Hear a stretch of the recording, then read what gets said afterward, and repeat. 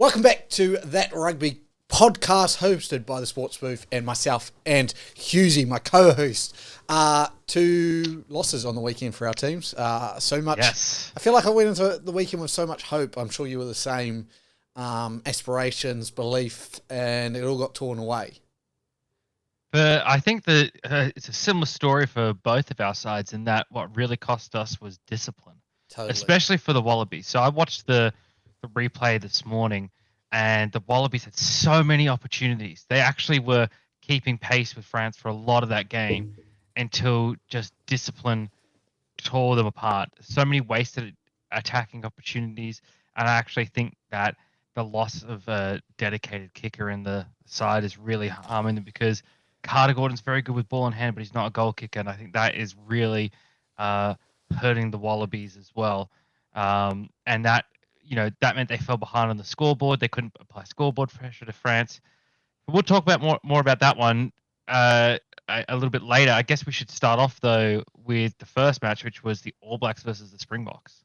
Yeah, it was a tough watch, 4:30 in the morning, waking up on a Saturday, things you love to do. It was a tough watch. There's no doubting that. Very different game to what we experienced earlier in the year when we run away with it a bit against South Africa. I don't really know what to make of it. I think it was, in a way, it could be good. Like, whatever result comes out of the World Cup's obviously going to decide how that match comes. If we go on to win a World Cup, it doesn't mean shit. If we go on to get knocked out in the quarterfinals, then it probably meant a great deal. But I think, looking at it more and more, I go, we probably needed a loss. I would have loved it by not as much. But yeah, it is what it is. Our discipline, like you said with the Wallabies, was just poor. I thought the ref had a good game. I don't think every time I saw a penalty. I think you could make an easy argument to put out the arm, and I don't think he over-reffed his hand. Now, I do want to just touch base that saying that the All Blacks had said that the South Africans were doing something at the line out, like jumping across the line out, and that's why they were coming in early. I'm not a line out specialist. I'm not going to go in there. But from the video and what I saw, it looked like we were infringing. Now, if I can see it from my TV screen, I imagine he could see the same thing. So, I don't know. I'd rather that happen there and we lose the Qatar Airways Cup than in a quarterfinal of the Rugby World Cup. So I sat there and I went, look, discipline, yep, easy. I thought we defended really well for that first, half. It was 7-0, and they scored one try, and it was like it took them so long to break down our defense, and I was really pumped about that. I did have that in the back of my mind going, shit, we have defended so hard for so long. Are we going to be our last 80 minutes doing this? It should have been 7-3. Richard Mo'unga hits a goal kick, similar to Carter Gordon, struggled with goal kicking. And then could have even been 14-10 at halftime if Will Jordan's try had stood, which it shouldn't have. Yeah. I'm not trying to say it should have stood, but if it had. And even one of their tries was an intercept. So, you're looking at halftime and you're going, could have been 14-10. And we hadn't really done a lot, and we're still in that game, a fighting chance. Scott Barrett's red card, deserved so. I know it was double yellow, but that Scott Barrett's always had that in him. He's definitely removed a lot of it, and it was a yellow card offence, the second one, I think. But it was just time because of that. Potentially, yeah. Any red card goes straight there. So I don't imagine it'll be a lot because the offence was a yellow card, the second one. But again, when you're already on a yellow card, you've just got to be so careful. And what he did in that ruck, I remember seeing it live and just being like, who was that All Black forward that just did that? And just happened to be Scott Barrett, which I thought it was Sam Cane off the bat. Like it was a very 7 clean out type thing, get rid of the player. And he had already been yellowed as well. So we could have, either way, it wouldn't have helped. But yeah, it just goes to show that A, if you're a step off against any of those top 4 teams, they'll make you pay.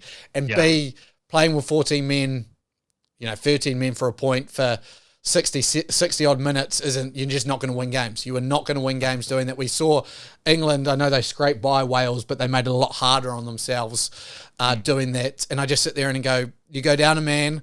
It is going to be discipline will win this World Cup, I think. And yeah, other than that, South Africa are a good team. Last week we had the question marks around them was, hey, they beat a Wales team. Are Wales actually that good? Well, it doesn't matter if Wales are that good. South Africa are that good. They've finally put 2 really good performances back to back, and I think they're going to have a big World Cup, and it's going to be harder to stop them than I expected before that. But yeah, that's kind of my, as an All Blacks fan, like a lot of people in New Zealand are worried. I'm not too worried. I'm like, it's all a means to an end. If we had won this game, we would have had to win. Like, say we went on and won the next 7, we would have won, like, we would have had 19 consecutive games without a loss. That's a lot. I think the record's like 23 without a loss. So I know we had the tie in the middle against England. Breaks the hoodoo, I guess. It does, yeah. Just like, I would have liked it again to be closer and just be a loss. I kind of thought we needed it, but that was a wake-up call, I think, the whole All Black coaching staff and players needed. And the fact that it was the biggest loss in All Blacks history goes to show how good the All Blacks have been in history, in my mind. Well, let's turn now to the Wallabies match. I mean, it's pretty similar in a lot of ways in that, and exactly what I said at the start, discipline sort of cost the Wallabies in a lot of areas. I thought they kept pace with France well for the first half. If they kicked over some of those kicks, I think it would have been a tie scoreline, in fact, or maybe only 3 points down. I don't quite remember, but it would have been a lot closer than that. But as well, yeah, you look at the penalties. A fair few of them came from Taniela Tupou, and that's an unfortunate element that's crept into his game these last couple of years that he really needs to get on top of. But there's 2 other players that I want to point out here, and they're 2 players that I've pointed out for a while. One of them is obviously Suliasi Vunivalu. Now, I think this was actually, I mean, he's only had limited time, but this was definitely his best game in Wallabies colours. But yet again, we saw mistakes that have cost him in previous outings. He was yellow carded again, which he was in the South Africa match as well, and his defense just wasn't up to par. You contrast that with Marky Mark. He saved a try flying over from his wing to link up with Kellaway to tackle a French player out of bounds, Corabetti style. Just incredible work, incredible under the high ball. Nwangani Tuasa had a fantastic game. Vunivalu was a bit of a liability. I think obviously we'll see Corabetti be the main winger opposite Marky Mark going forward, but I still think Vunivalu should be dropped down to Australia A and Tom Wright called up, although I think Eddie Jones has said pretty much the squad is set in stone, and we'll know within the next 24 hours because the deadline is the 28th, and so Northern Hemisphere 28th is coming up this evening. So overnight we'll have all the confirmed squads. The other player is Jordan Petaia, who I said for a little bit has been underwhelming me. And I think he had another underwhelming game.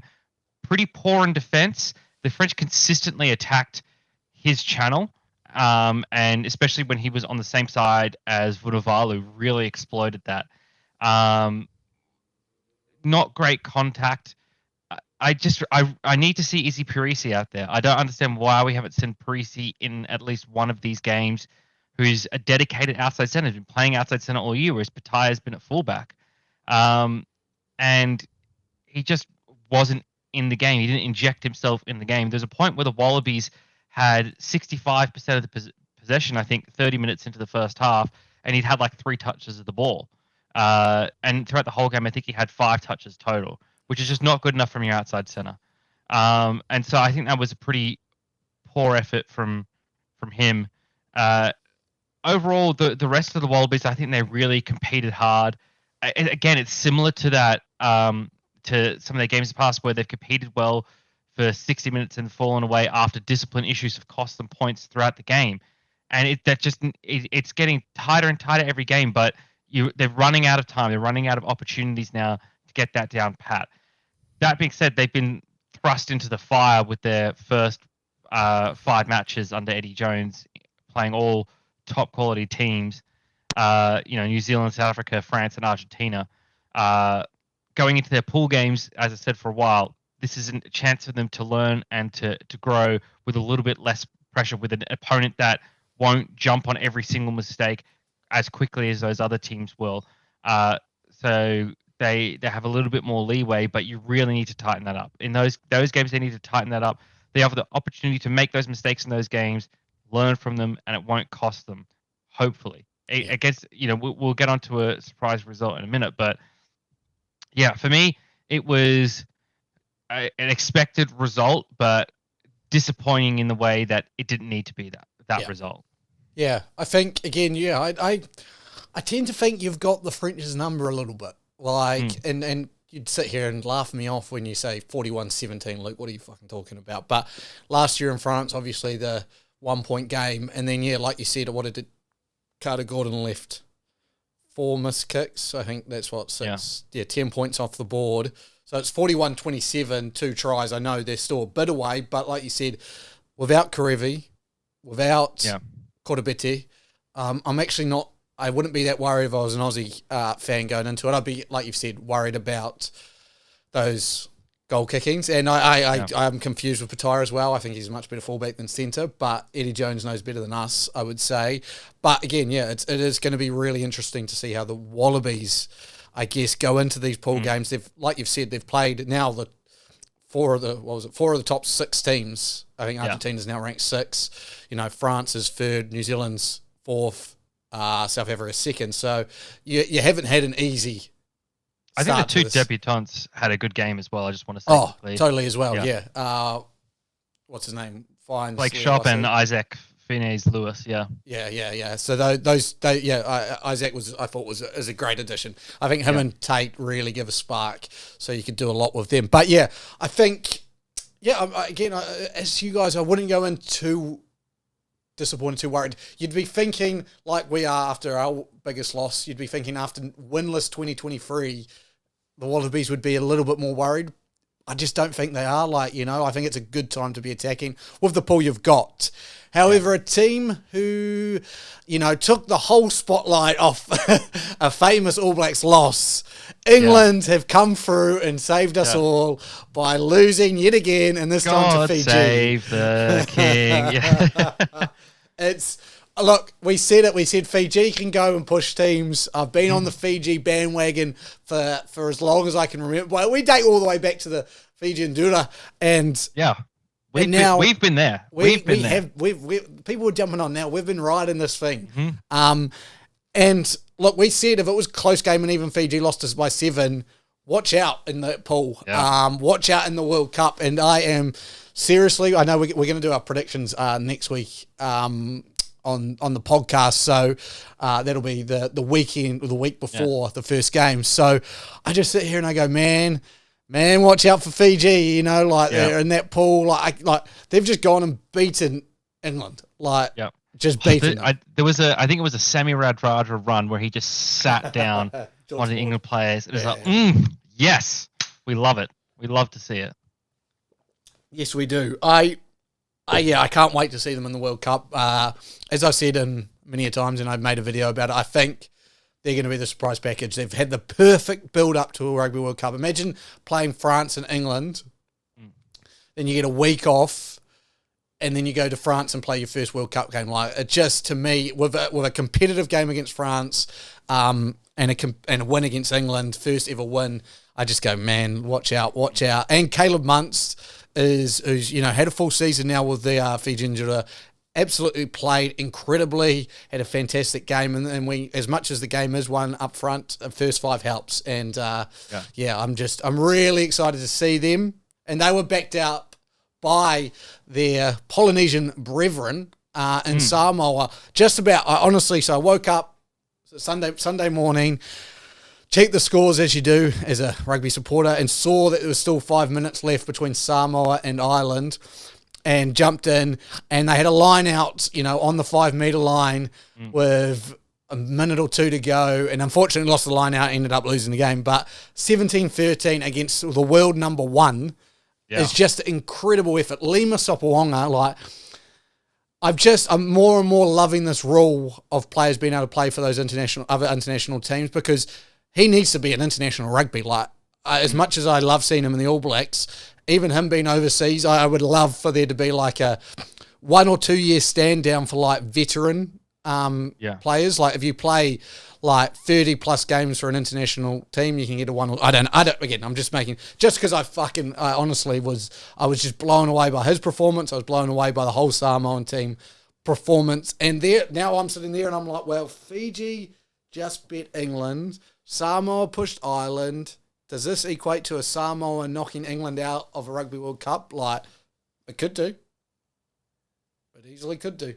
Yep, easily could do. Look, I think these Pacific nations are really taking a lot from being involved in Super Rugby. So Moana Pacifica needs to keep going. Fiji and Dura, we've seen that they've made the finals. It's paying off. It's improving World Rugby. Yeah, I saw a stat, I'm not 100% sure if this is right, but it was 21 of the Moana Pacifica squads were in Rugby World Cup squads. So yeah. That's a very good portion. And to the fact that their best player, Levi Amor, isn't in a World Cup squad, there's going to be a great experience for those lads coming into next year.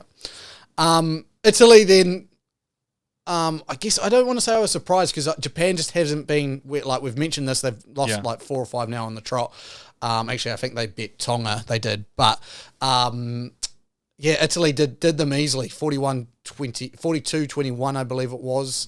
And look, Italy, I know they're in the pool with New Zealand and France, but they pushed France last in the Six Nations when they went to France. Like, I'm not saying I'm nervous, but I wouldn't want to be the loser of that first game between New Zealand and France because Italy could do the unthinkable and send me into... I don't even know what I'd do if I'd got knocked out in the pool stage. I don't know how I'd function. I don't know how I'd feel. So, look, Italy's a team to watch out for, a young team on the rise, another very good team. Georgia and Scotland also played a hell of a game. It was 6-0 to Georgia at halftime. So, it was another one of those ones where all the rugby world, what's going on here? Scotland come back, win 33-6, but Georgia putting their hands up, Scotland putting their hands up in a very tough pool. Look, this leads us on to our next point. It's anyone's World Cup as we get up to it. There are obviously the 4 favourites, the top 4 teams, but like I said, discipline on the day, anyone could win. Absolutely. You just I think bar the bottom. So look, in pool A, New Zealand, France, they're one of those top 4 teams. They'll be favourites France will be favourites going to the World Cup given it's a home World Cup. Italy's got the potential to make some waves. I think Uruguay and Namibia, I think it's fair to say, don't. Pool B though, South Africa, Ireland, Scotland, and Tonga all have got talent. All have got talent that can make a run in this World Cup. Pool C, look, there's 4 teams in there. Any other and Portugal, anyone other than Portugal could be going through to the next stage. And I think the 2 teams that will be knocked out in the pool stage will be very disappointed. And then Pool D, you've got another 4 teams in there that could all make the final stage as well. You've got 2 sort of in poor form, but have had results in previous World Cups in England and Japan. You've got Argentina, who are sort of performing well at the right time, and Samoa, who are really had a nice ramp up to this World Cup. So, look, it's going to be a wild ride. It's going to be a wild ride. Do not miss any of this World Cup. Is the point here, really? And stay tuned with us because we'll be keeping you up to date. Look, Steve Borthwick, he must be sitting on the hottest seat. Yeah, on fire. His bum is on fire. I tell you that. Look, you can't do anything now. You've obviously committed him. He has to stay for the World Cup. Like I saw an article come out saying they should get rid of him now and bring someone in for the World Cup just because of how bad it is. Yeah. And I was like, well, you tried that with Eddie Jones and look where the fuck you got you. I'm sure they regret. I don't see a world where unless you win the Rugby World Cup, even making if you make the final, that's the only way you can salvage how bad the past months have been for England. Like, they have to make a final. I'm sorry. No, I don't know. I don't know about that. If they make a semi-final, you cannot justify losing to Fiji. If they make a semi-final, I think his job's safe. Nah. Because it would show that they performed at the World Cup, which is what they care about. Let's say this happens. Let's say this is what could happen. Let's say they finished, and again, just an example. Let's say they finished second in their pool to Argentina, yeah? But let's say Fiji, Wales... That's different, though. I'm saying if they top their pool and they get to a semi-final... See, here, this is what I'm saying. Say they finish second in their pool. Yeah. Because this is what I don't see them beating Argentina. Let's say they finish second in their pool. Let's say the Wallabies drop a game. Let's say it's to any other team. Let's say, because I think any other team bar the Wallabies, England, like, you'd put them down as favourites to beat. Like, I know they just lost to Fiji, but you'd put them down as favourites. So England, let's say they play Fiji. Let's say Fiji top the pool. We could say Wales. We could say Georgia. They beat them in the quarterfinal. They're through to a semi-final. And I go, that's not good enough. Like, just because you've done that, to me, doesn't show that you're a good enough coach. Like, it may save his job, but what they've just been through, I just sit there and I go, hey, there has to be some psychological just things going on around the English board being like, we just lost to Fiji. I'm sure there will be like something will happen out of this. I don't necessarily think it'll mean he'll lose his job though if they make a semi. I think if he makes a semi, regardless of the circumstance, I think his job is safe. Okay, simply because hold on. If he makes a quarter, does he keep his job? No, not if he loses in the quarters. No, okay. I think if he I think if he makes a quarter and gets knocked out in the quarter, then no, because there's two options here, right? He tops his pool, gets into a quarter, and then he loses to the second place team from another pool, which could be anyone: Wales, Fiji, Georgia, or Australia. Let's say Australia drop a game, right? If he loses to any of those teams, that they shouldn't be doing that, bar maybe Australia, right? Then he's gone. Or say they come second in their pool and then they lose in the quarterfinals as well. That's even worse because you've not even come top of your pool and you've got knocked out in a quarter. So I think quarterfinals limit to you. Like, he has to hit a semi-final. Has to get to a semi. Look, right now, can you see it? Like, because they'd have to beat Argentina, Samoa, Japan. Let's say they do, and they finish top of their pool. They've got Fiji, Wales waiting for. To me, they've got Fiji waiting for them, and Fiji just showed they've got the pieces to win. I think if they play Wales, they would, or Georgia, then maybe. Yeah. Against Australia and Fiji, I think no. Yeah. I think Fiji just matches up too physically for them. It's interesting, isn't it? Just how far England have, I guess, spiraled after the Eddie Jones announcement. So, I mean, as much as losing all your games in 2023 sucks for the Wallabies, at least you're not England. Yeah, there is that. I just did want to touch base on the injuries. Obviously, we saw Tyrell Lomax. I don't know if you saw that one, but required 30 stitches because he got a cut all the way down to the muscle. I don't know how long he's going to be out. Hopefully not too long. I think he'll be around for at least some of the World Cup, but I imagine he may miss the start. Cian Healy? I don't know how to say that. Is it Cian Healy? I think Irish. It's Cian. Cian Healy. There we go. Cian Healy. He is out for at least actually the World Cup. I saw he wasn't named in the squad, so I'm assuming that's due to injury. And then I saw Darcy Graham pulled out of the Scotland game. So it's those key moments now when we're getting to those injury suspensions. Brodie Retallick's out for the start of the World Cup from us. Scott Barrett likely to be out. I don't think you're missing too many. Obviously, I don't think we had too many injuries in that game. There were Fekete came off for a little bit, but he then went back out. I don't think anyone else really went down. I mean, the loss of Alatoa for the World Cup is a huge one, but can't think beyond that. Yeah. So I just kind of want to, this is the time now, obviously, like you said, the D-Day for squads and stuff like that. There will be injury covers throughout the tournament. Like I saw an article on Joe Moody, which, again, in 2019 or 2015, one of the World Cups, he got pulled in late as a replacement. I imagine that's going to happen, especially with props. Like, the props go down, you're bringing in a replacement. So, if you're a budding young rugby player, just be ready. Just be ready. That's all I'm saying. Make sure you answer your phone. Yeah, exactly. Don't go white baiting in Waikato like Stephen Donald. Now, I just wanted to quickly touch base. This is old news now, but I don't know if it came out last week and we didn't touch base on it. But it came out on the day after we recorded. So that'll be why. But Steve, the traitor Hansen, obviously the biggest traitor to ever trade in trading worlds. If we thought Eddie Jones coaching England was bad and, you had Aussie Wallaby fans pointing at him and calling him a traitor, wow. Yeah. Steve Hansen's just helping out a mate. Yeah. Fucking don't help out a mate that's coaching the Wallabies, bud. You don't do that. I'm not going to give away trade secrets. You better bloody not, because you'll be done. Honestly, I can't believe, that's a former All Blacks coach. Now, I will say this to the camera, all right, because I'm looking at you, camera. He took over the coaching job after 2011 when Sir Graham Henry led us to our first World Cup in a very long time. He then had one of the greatest Rugby World Cup squads ever assembled and won the 2015 World Cup. Congratulations. He then just fluffed the bag with our 2019 squad, which wasn't as good as our 2015, but was still better than the bloody English, and then left. And left Ian Foster in a shithole. That's all I'm saying, all right? So, you know what, Steve Hansen, I don't think you're a very good coach. I said it. Go and help the Wallabies out. So you think now that Ian Foster's actually a better coach than initially reported? I am, honestly, there was, when we went on this 11-game unlost streak, you know how I was going to get the hashtag Ian Foster out tattoo if we'd lost the Bledisloe?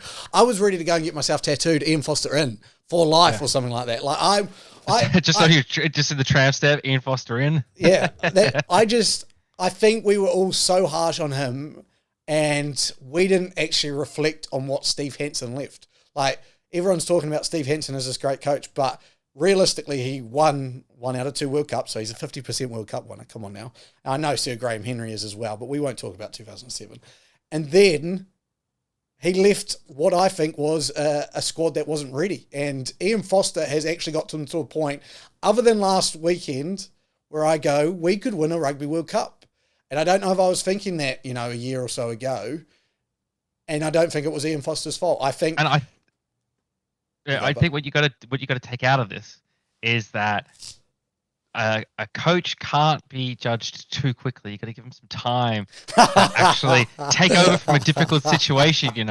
Like being parachuted into a shit situation is not ideal for anyone's coaching brilliance to bloom. So I will say, it's funny because I think it's important to take that into consideration sometimes.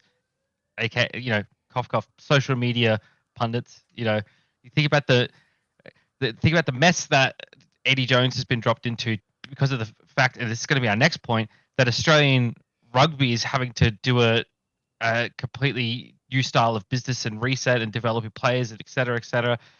I don't know if that's a favourable condition for any coach to be dropped into. And I will say, like, Ian Foster came in after a World Cup cycle, so it's easier to come in there. I just think, obviously, All Blacks have the exodus after a World Cup, but Eddie Jones has been chucked into a harder position. Now, I don't know if he got chucked into it or more got kicked out of a really terrible situation we all seen that he was in with England. I don't know how he got them to the win record he got them to.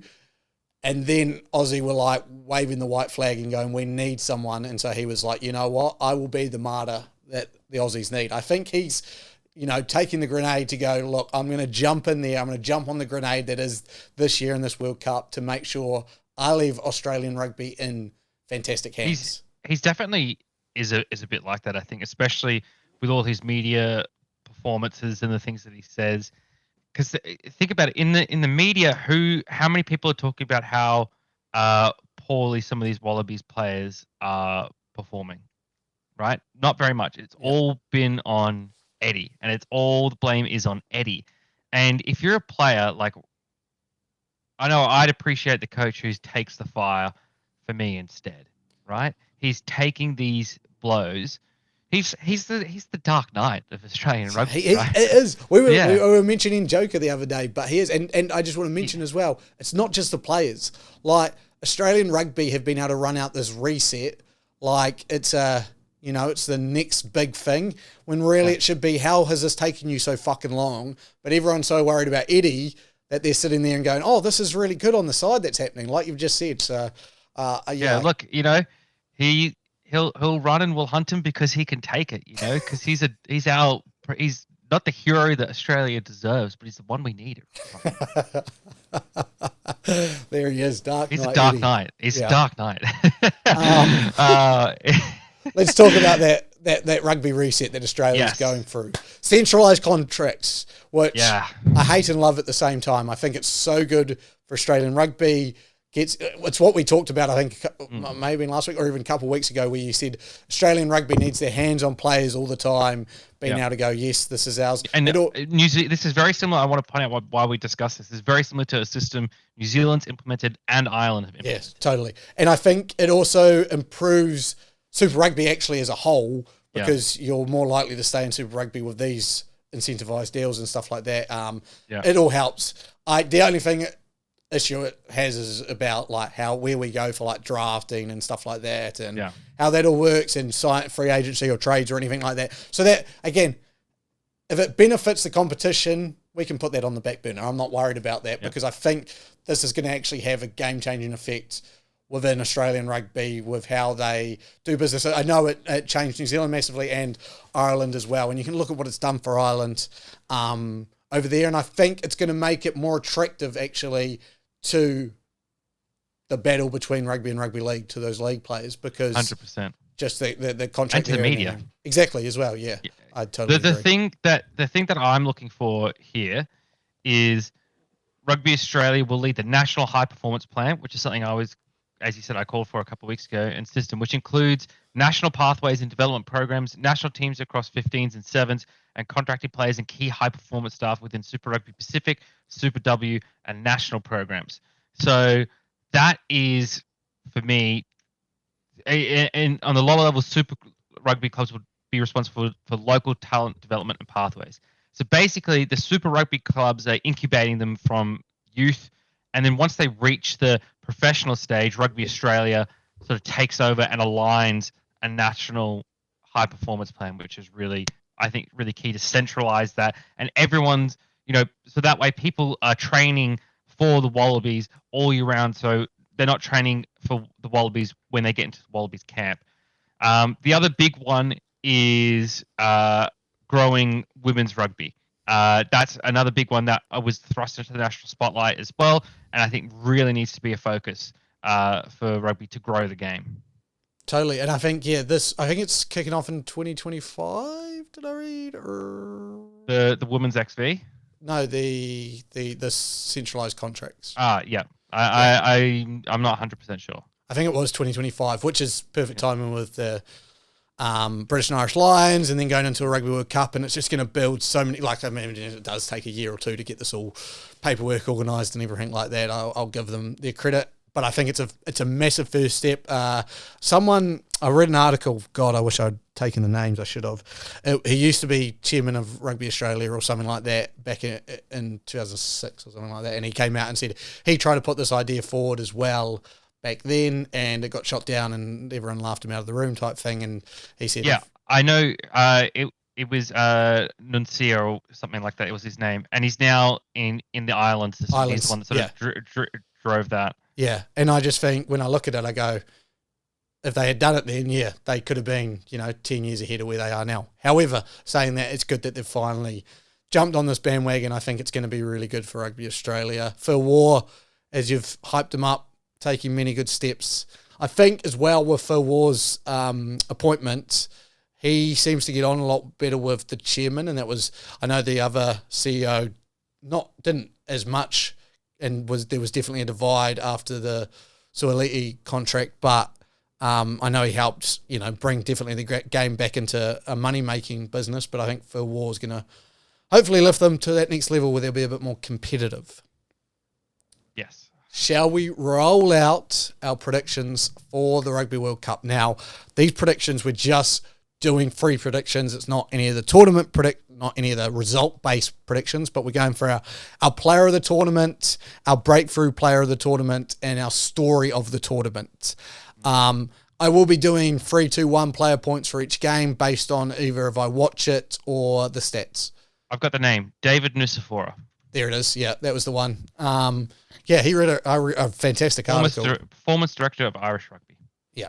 So, again, back to that contract part. I think it's good for Australian rugby. But onto this player of the tournament. I'll be doing a 3, 2, 1 points per game, either based off stats or if I get a chance to watch the game. I'll try and watch most games, but it may be a vibes feel. Maybe just a vibes, how I feel. But let's get into our predictions. I'm going to start with my player of the tournament. One, I've put it in the spreadsheet. I don't know if you had a chance to see this because it might be on the next page. I can see it. But it's going to make or break. Yeah, it's going to make or break our tournament. I'm bringing it in real close here. Camera, I'm coming in real close. I'm wheeling my chair to see you. Here we go. This is what I'm talking about. Okay, this man is going to make or break our tournament. When he's on, he's a golden man. When he's off, He's the red man. It's Scott Barrett, all right? Now, what I'm thinking here is a player of the tournament's probably going to make it quite far. I obviously back my All Blacks, so I think they're going to go quite far. I think if we're going to go far, it's going to be led up front, and it's going to need a player like Scott Barrett to lead the charge. So he's my player of the tournament. Wonderful. Well, I think mine's a little bit, maybe someone could call it a cop-out. Maybe it's an obvious choice. Maybe it's just because he's the media darling, and that tends to be who the player of the tournament is, and it's going to be Antoine Dupont. I think this could be the year that France wins their first World Cup, as much as I would loathe for that to happen. But I think Dupont has got all the tools. I think this French team has got all the tools to take out this tournament. So for me, it's going to be Antoine Dupont. I can't believe you just said that.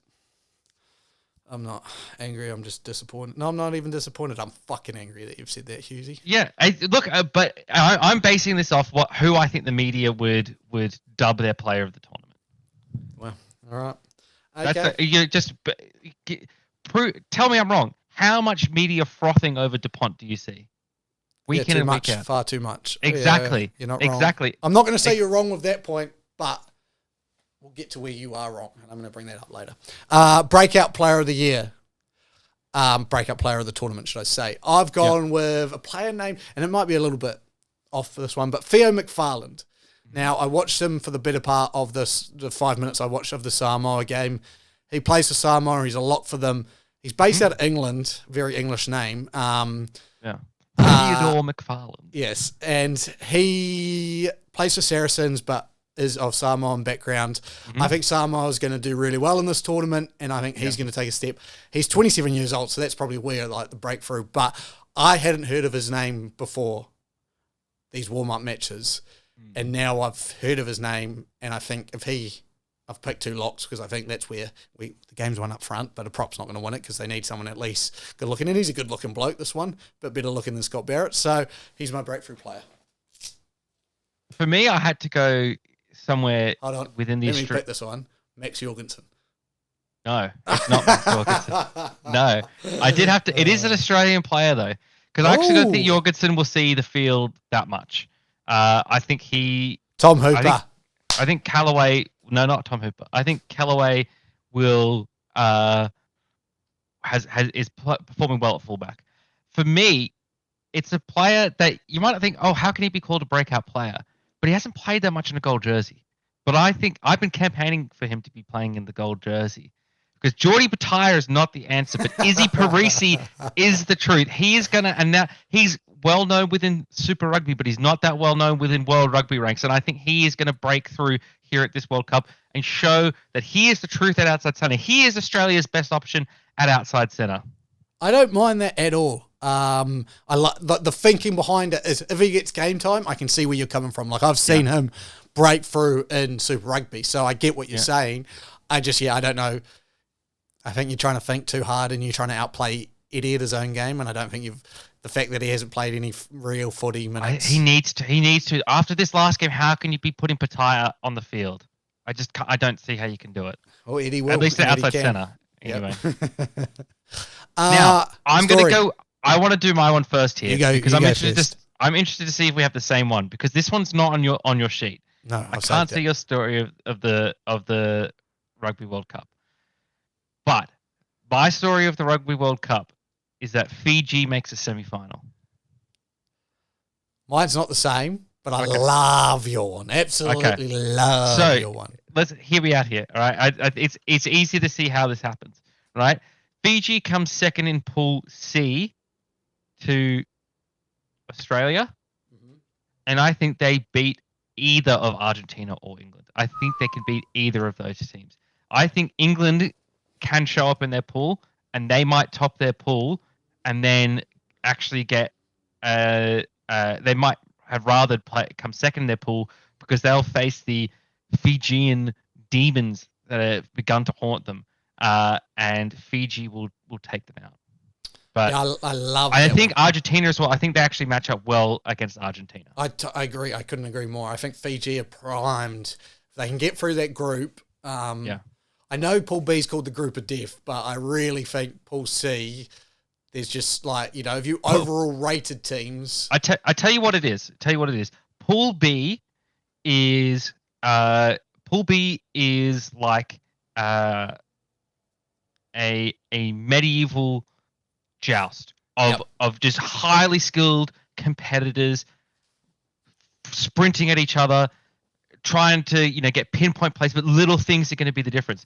Pool C is a bunch of blind people with a knife in one hand running around in a dark room, right? And anyone can get stabbed, right? It's vicious and bloody, and only 2 people are going to emerge from that room, right? That's what it is. That's the difference. Pool B, highly trained, efficient, ruthless warriors. Pool C, just as fucking deadly, but just a whole lot messier. I love that. Yeah, that's a perfect way to describe it. Yeah. All right, my story of the Rugby World Cup, and this is why Antoine Dupont will not win player of the tournament. France are getting knocked out in the pool stages. Oh, wow. I'm willing to die on this hill. I will die on this hill. That's terrible. France are going to lose to New Zealand in the first game. Their heads go down. They'll end up losing to Italy, and they'll be out of a home World Cup, just like the English, and we'll all be celebrating. You said you'd loathe to see them win. Let's loathe all together. Let's get a whole lot of loathe out there. Get the French out. Get the English out. We're coming for the World Cup. Let's go. Up the Southern Hemisphere. Certainly a bold prediction. It's a story of you couldn't write a better script. We're the script writers right now, QZ. I'm writing it into the script. Okay. France are out. Look, man. I hope you're right. I would rather lose my prediction for player of the tournament and you get this prediction for story of the tournament. I'd rather that. What my wishes are and what I think reality will be are 2 different things. I think right? my reality is distorted when it comes to France. I think hate just covers like my eyes. I wish I had a bank account full of money, but that's vastly different to what the reality of the situation is. It's just as much as I wish things. Reality, as much as you wished to have made edible pavlova, reality was a far different story. It was a far different story to that. So I think it might be a similar situation with your prediction here. Yeah, but I certainly hope not. Thank you, my friend. That is us for today. Next podcast, we will be predicting every single game. We'll run through the whole tournament. Give you our pool predictions, give you the quarterfinal, semi-final, final predictions before we head into the World Cup. And we'll keep up with all the storylines during the World Cup. Depending how we go, we may hit 2 podcasts a week during the World Cup if there's enough interest in storylines, but we'll see how our schedules go as well. But for now, I've been Luke from That Rugby Podcast. That's been QZ. Thank you for joining us for another week in the rugby world. We will see you later. Goodbye. Peace.